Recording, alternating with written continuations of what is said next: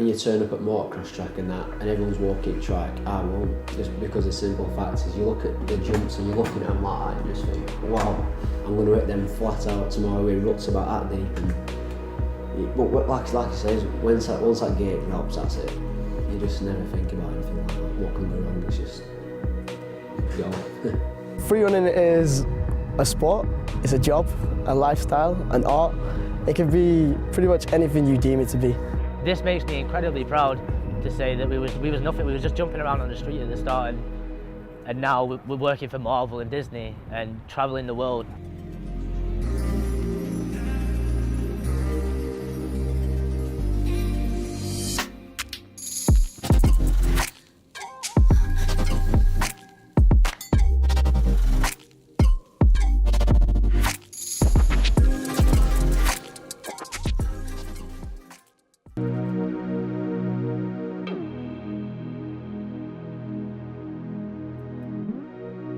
My name is Brandon Sharples, I'm 19 years old and I'm from Accrington in Lancashire. I've been riding since I was about 5 years old. About 4 or 5 years old I got my first bike. Started riding a PW50, Yamaha PW50. Just riding on the field really till it goes dark at night to school.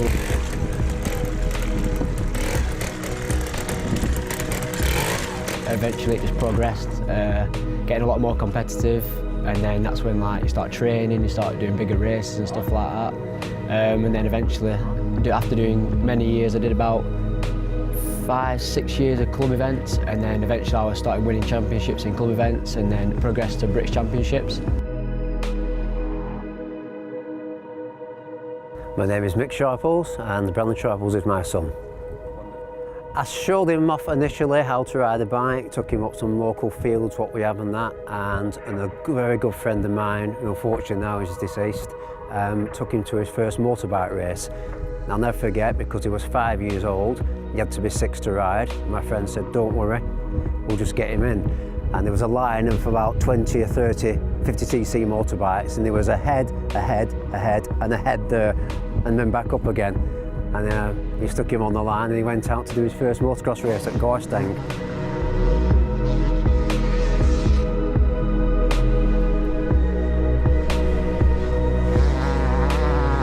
I didn't push it to him whatsoever. At the time when he wanted to ride a motocross bike, I was racing rally cars. There was some rally driving at the time.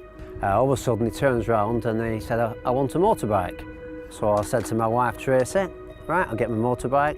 I got my little Yamaha PW50. I said, don't worry, give him 6 months, he'll grow out of it completely. Anyway, 14 years later, we're still here.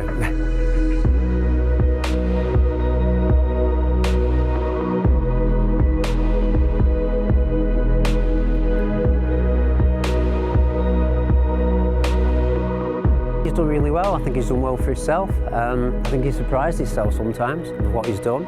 You know, we've rode for some good teams in the past. We've rode at British level, both in motocross and also in enduro. We've done supercross. We've got some good trophies in the loft to show for it all. One of these days, he might get them out and show somebody else. This one here, this is the Vale MHC, which is like the club event championship from round here. That were like the thing back in the day.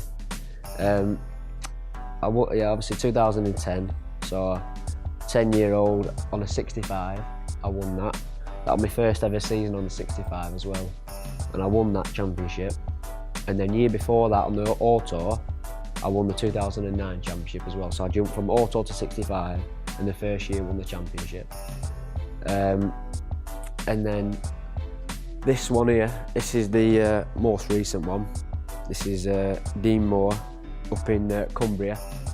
That were a good event. That all the sponsors turned up. Triple D Motorsport, they all turned up, and yeah, I won that. That's a 2.5 hour enduro. So that were an enduro one, and I was in second for flat most of the race, and then just pulled out the bag really the last half an hour. Just carried on and took the win. So that were a good one.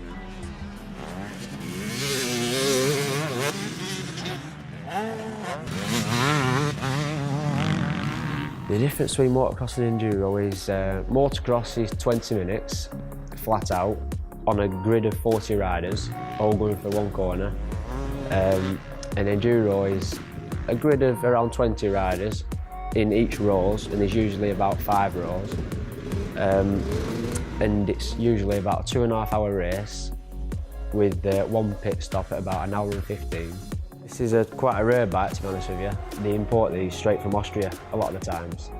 They're a 250 KTM 2-stroke XC, and the reason why it's an XC, it's half motocross bike and half endurance bike, and they come standard out the factory with an electric start and the fuel tank, a 9.5 litre fuel tank as well, not the usual one.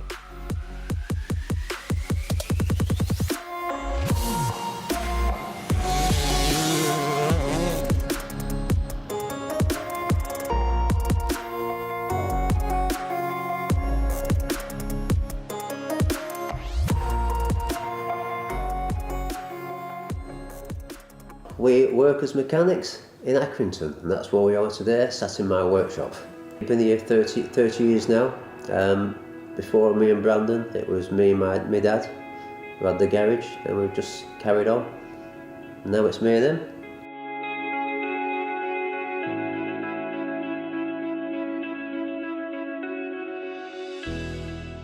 Working here as a mechanic, it's just a bonus really, because these have got, you need the mechanical knowledge anyway just to work on these. So, you know, if you had to actually take your bike into a bike shop and pay for the repairs if you couldn't do it yourself, it'd be absolutely astronomical with the price. So it's definitely a bonus being in this game.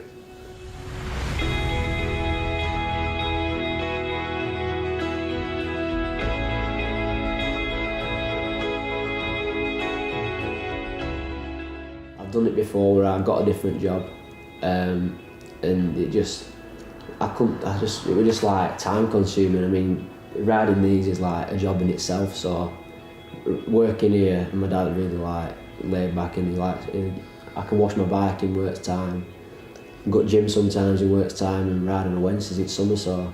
And repair your bike in work time, and go for your haircut in work time. Yeah. Got some beds at work time. Some bed at work time, yeah. Got to look after yourself.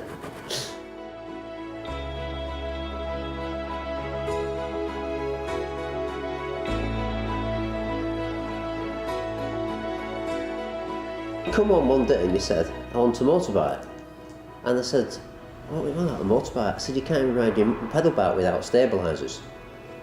So I came home from work and my wife said to me, you want to see what he's done? I said, what's that? I took a stabiliser off your bike, off your bike. Riding a pedal bike around the little front at home, just riding around and say, look Dad, see I can't do it. And so I had to buy my motorbike. I'll tell you what, I used to sit there when he come home from work, all geared up, ready to go, and we'd go to the playing field straight after work, didn't we? Yeah, I'd come home from work in my van. And then straight to the football field, I'd be waiting for him, and I'd be riding till it went dark.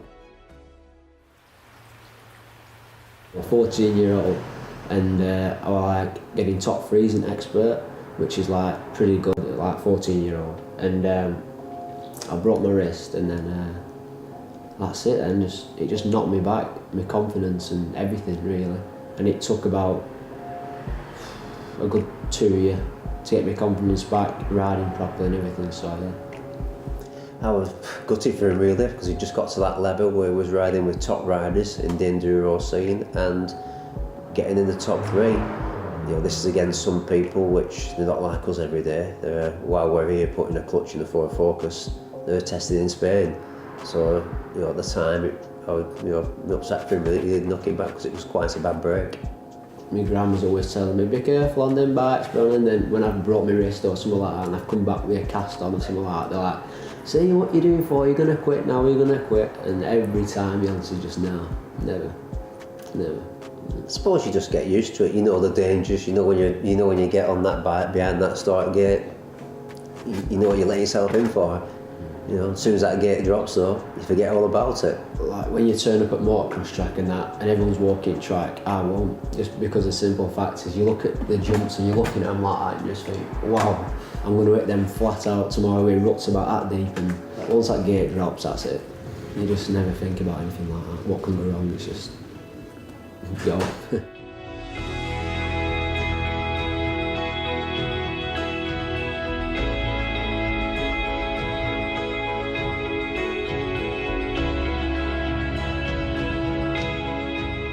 people we've been close together, we've always gone away together, and obviously we're working together. It's just, you just get used to each other's company, you know. It's not like a father and son relationship where they work together and they fall out and stuff like that. We work together, don't we? Yeah. We just know the job and we get it done, don't we? Really? And also you get the pushy parents we've seen in the past, where what they'll do is they make the children, you're doing this event, you're doing that event, you're doing this. I've just left it all to Brandon. Whatever he wants to do, you do it. I'll go with you. Take you. You fund it. Press that, do Brandon Sharples, Boulder Dash.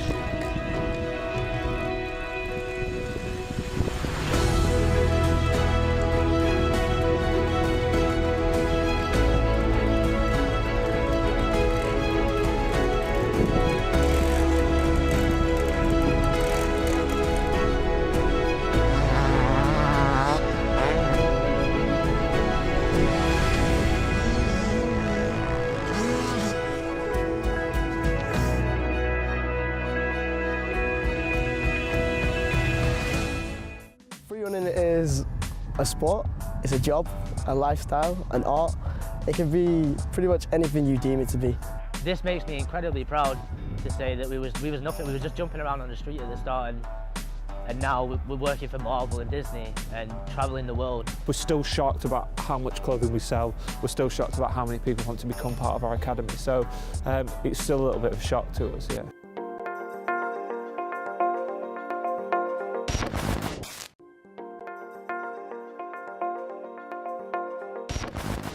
My name is Sean Newsham. I've been practicing free running for 8 years. My name's Bam Nelson. I've been freerunning for 8 years now. My name's Nathan Finch and I've been free running for 7 years. Street Monkeys are a team based in Preston. We have been practicing free running parkour together for about 6 years professionally. We work a lot with the local council, working a lot with the young people of Preston, showing them what parkour and free running actually is. Parkour is the idea of getting from one place to another as fast as you can, but I see it as more of a de-stressing, awesome sport that I can lose myself in when I need to. Free running is more the artistic side of it, so instead of getting one place to another as fast as you can, it's the more idea of expressing yourself through motion and moving through that. A lot of people, they seem to have this stigma on it, saying it's just you going onto rooftops and jumping from roof to roof, whereas we like to push ourselves. We go up to them rooftops to see where we're scared and where we can try and push the biggest tricks or the hardest tricks mentally for ourselves. We also enjoy challenging each other, which is what we do a lot of. We were seen in the newspaper as antisocial, and apparently we was going onto rooftops and taking stuff, we was causing damage when we clearly wasn't. We was going up to rooftops to do our culture. We'd do free running, we want to do flips, all sorts like that. We had a lot of press say really bad things about us, saying it was antisocial, criminal damage, and we were causing a nuisance in the street. It wasn't very good for the people that were seeing it. But then after we approached the LEP, they did a 2-page spread about it, and that was showing all the positive sides of it, showing that it was kids that would have been getting in trouble, would have been drinking, would have been causing fights on the street and stuff like that. But now they're putting their energy into something more positive, trying to improve themselves. And this is what parkour and free running is. It's not about trying to be better than somebody else, it's all about improving yourself. It was just a bunch of lads that had a common interest with the sport, and it was just a bunch of lads flipping around and doing our sport on the street until we got spotted by our company manager to do something more professional with it. My name's Sean Delaney. I've been involved with the Street Monkeys for about 7 years now. I am the team manager or director. I kind of plan all the business side of things, all the events, any kind of media work we're doing. I saw them in the local paper and there was a piece on them about them being antisocial, and actually when I looked at the picture it was quite cool and different, so I approached them, not really expecting it to be what it is today. So now we have two parts of the business. One is the kind of corporate events and the media side of it, and the other is the academy, the teaching side of it.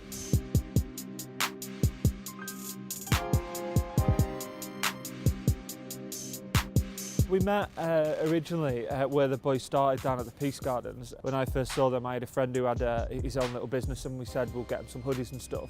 And I said, well, do you have a brand? And they did, and we put it on a hoodie. All they were originally was just like the Street Monkeys. It was a name, and it was a group of great lads doing what they do and what they loved. And now it's become, you know, a bigger thing, a brand that we sell crazy amounts of clothing of.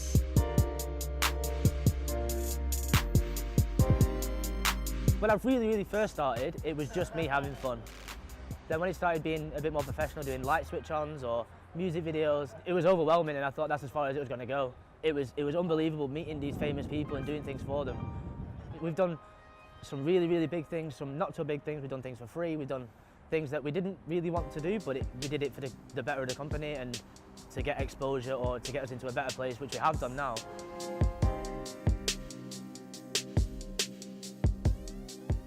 First kind of big job was a Lethal Bizzle video, and it was absolutely crazy, listening to the same song for 16 hours solid. But it was fun. It was a different atmosphere. The lads were looked after. You know, it was just a really good experience for them. We've done stuff for BMW. We've done stuff for Sony Music, Virgin AMI. We've done music videos with those guys. We have done Ford, Arnold Clark. We've done some really cool stuff over the years.